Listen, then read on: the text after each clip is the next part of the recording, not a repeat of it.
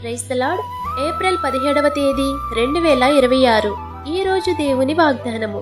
ఆపత్కాలమందు నీవు నన్ను గూర్చి మొరపెట్టుము, నేను నిన్ను విడిపించెదను, నీవు నన్ను మహిమపరిచెదవు. కీర్తనల గ్రంథము 50వ అధ్యాయము 15వ వచనం. యెహోవాయందు భయభక్తులు గలవారలారా, మీరందరూ యెహోవాను స్తుతించండి.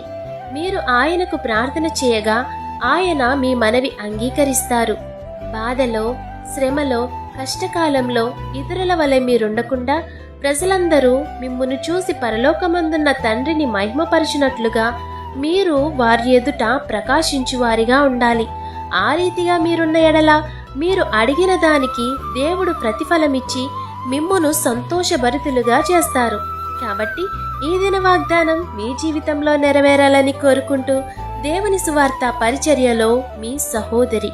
ఆమేన్. God bless you.